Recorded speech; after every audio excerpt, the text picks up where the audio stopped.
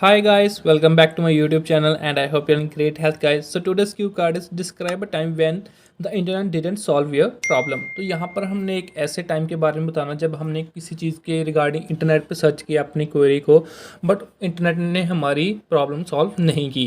And sub cues are when was it कि ये कब की बात है. Next is why it couldn't solve your problem. तो यहाँ पर हमने रीज़न बताना है कि इंटरनेट क्यों हमारी प्रॉब्लम सॉल्व नहीं कर पाया. And the last one is what did you do. और एंड में हमने बताना कि जब हमारी प्रॉब्लम सॉल्व नहीं हुई तो हमने क्या किया. So before we start the sample answer guys, please hit the subscribe button and don't forget to share this video. So let's begin the sample answer guys. Although the internet has helped me many times in solving problems, once it confused me and that instance is worth mentioning. तो यहाँ पर हमने बताया कि वैसे तो internet ने मेरी बहुत बार हेल्प की है, मेरी प्रॉब्लम से सॉल्व किया है, बट एक बार है कि इंटरनेट ने मेरे को कंफ्यूज कर दिया और मैं वही इंस्टेंस यहाँ पर शेयर करना चाहता हूँ. It was 3 years back when, due to the corona pandemic, I stayed indoors for 6 months. I didn't have much physical work during that time, so I followed a sedentary lifestyle by indulging in binge eating.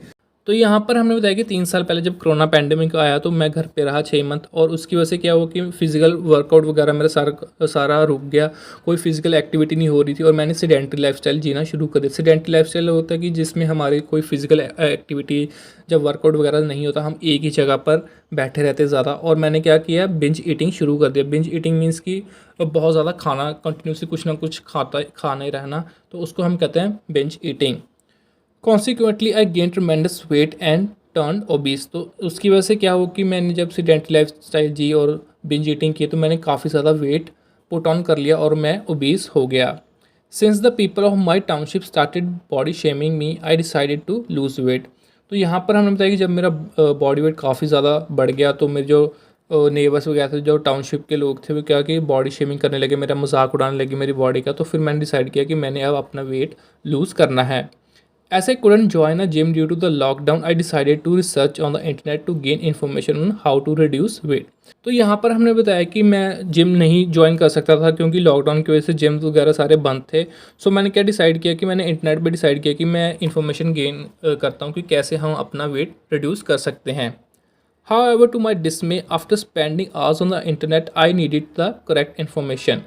तो यहाँ पर हमने बताया कि पहले मैं बहुत ज़्यादा सैड था कि और डिसअपॉइंटेड था. डिसमे का मतलब होता है कि डिसअपॉइंट होना या सैड होना.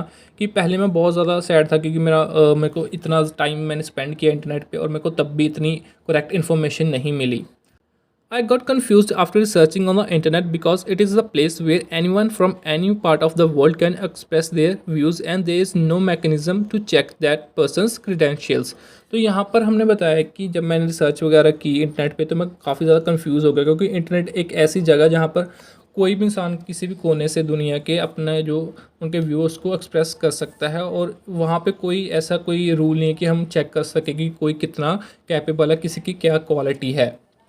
Moreover, the internet is a place to promote products and many unhealthy items are usually depicted as healthy ones. तो यहाँ पर हमने बताया कि इंटरनेट एक ऐसी प्लेस है वहाँ जहाँ पर लोग अपने जो प्रोडक्ट्स वगैरह उसको प्रमोट करते हैं और ज़्यादातर क्या होता है कि जो अनहेल्दी आइटम्स होती हैं उनको भी हेल्दी वंस बताया जाता है ताकि वो उनको बेच सकें. This thing puts perspective consumers in doubt. तो यहाँ पर हमने बताया कि जो कंज्यूमर का पर्सपेक्टिव होता है वो भी डाउट में आ जाता है, वो कन्फ्यूज़ हो जाता है, उसको पता नहीं लगता उसको क्या करना चाहिए. I was baffled because few experts on the internet believe that weight loss thrives primarily on our calorie intake. तो यहाँ पर हमने बताया कि मैं काफ़ी ज़्यादा कंफ्यूज हो गया. बैफल्ड का मतलब होता है कंफ्यूज होना, कि मैं काफ़ी कंफ्यूज हो गया क्योंकि कुछ एक्सपर्ट्स थे इंटरनेट पे ये बता रहे थे कि जो हमारा वेट लॉस होता है वो डिपेंड करता है कि हमारी कैलोरी इंटेक कितनी है. On the other hand we can maintain fitness by doing aggressive physical workouts. और दूसरी साइड कुछ लोग ये एक्सपर्ट्स ये कह रहे थे कि हम अपनी फिटनेस अच्छे से मेंटेन कर सकते हैं अगर हम काफ़ी ज़्यादा अग्रेसिव या हाई इंटेंसिटी फिजिकल वर्कआउट्स करें तो तब भी हम फिट रह सकते हैं. After research I was in a state of absolute disarray. तो यहाँ पर हमने बताया कि जब मैंने रिसर्च किया तो मैं बहुत ज़्यादा कन्फ्यूज़ हो गया, मेरे को कुछ नहीं पता लग रहा था मेरे को अब क्या करना चाहिए. In the end, I stopped researching on the internet and consulted a renowned dietitian in my city, Dr. Dimple Sharma, online. तो यहाँ पर हमने बताया कि एंड में मैंने क्या किया कि मैंने रिसर्च करना छोड़ दिया इंटरनेट पे और मेरे सिटी में एक बहुत ही ज़्यादा renowned dietitian and Rimpal Sharma, उनको मैंने कंसल्ट किया ऑनलाइन ही.